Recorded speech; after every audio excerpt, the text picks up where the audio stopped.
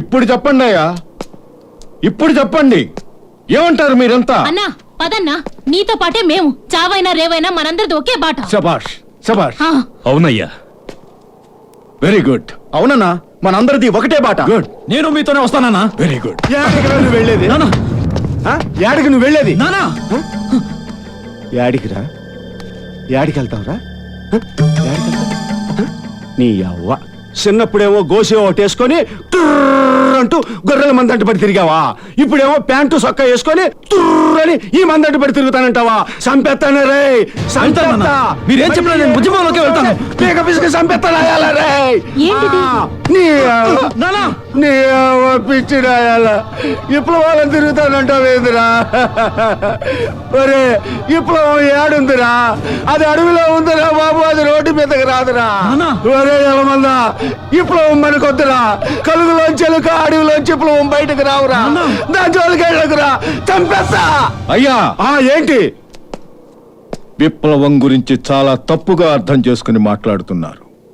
ఒక్క మాట చెప్పండి, మీ అబ్బాయిని జైలు నుంచి విడిపించింది ఎవరు? నువ్వే బాబు. నేను కాదు, నాలో ఉన్న విప్లవం. విప్లవం అనేది నువ్వు అన్నట్టు ఎలుక కన్నాల్లోనూ అడవుల్లోనూ లేదయ్యా, మనిషి గుండెల్లో ఉంది. మంచి కోసం చేసే పోరాటంలో ఉంది, ఆరాటంలో ఉంది, మంచి మనుషుల్లోంచి వచ్చే ఆలోచనల్లో ఉంది. అదయ్యా విప్లవం. సాటి పేదవాడిగా చెప్తున్నాను, దుర్మార్గుడు పేదవాడిని దోచుకునే దోపిడీ వ్యవస్థ ఏదైతే ఉందో, ఆ దుర్మార్గులు చేసే దుష్ప్రచారంలో, భావజాలంలో కొట్టుకుపోతూ నువ్వు కూడా విప్లవాన్ని తోలనాడుతున్నావు. ఏదో ఒకరోజు విప్లవం గొప్పతనం తెలుస్తుంది, విప్లవం బాటకొస్తావు, మాతో నడుస్తావు. వెళ్ళిరా. నువ్వెన్ని చెప్పినా నా ఎల్ల మందం చూడకుండా నేను బతకలేనయ్యా. సారీ అన్నా.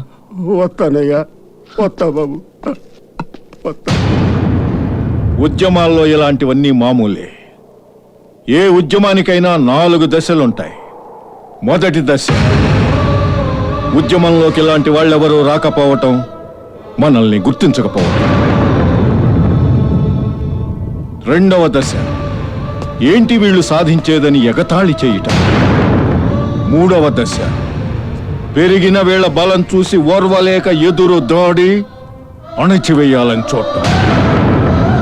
నాలుగవ దశ, విజయాన్ని ఒప్పుకొని అందరూ మనతో కలిసి, మనతో పాటే, మన వెనకే నడిచి రావటం. మనం చేస్తున్నది న్యాయం, మనం ఆలోచిస్తున్నది ధర్మం, మనం ఆచరిస్తున్నది సత్యం.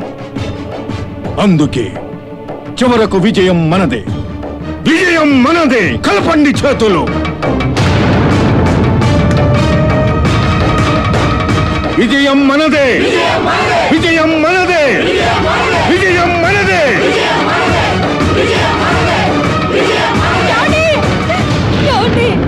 నాన్న, మమ్మల్ని ఇడిసిపోవద్దు నాన్న, రా నాన్న. పాపా, నాన్న, ఇంటికి వెళ్దాం పద నాన్న. అమ్మా, నాకు చాలా ముఖ్యమైన పనులున్నాయి. ఆ పనులన్నీ ముగించుకుని మళ్ళీ వస్తాను. అమ్ముంది కదా, బాగా చదువుకో. అంటే మీకు మేం కాదు, జనమే ముఖ్యమన్నమాట. పద్మ, నన్ను అర్థం చేసుకో. ఏమండి,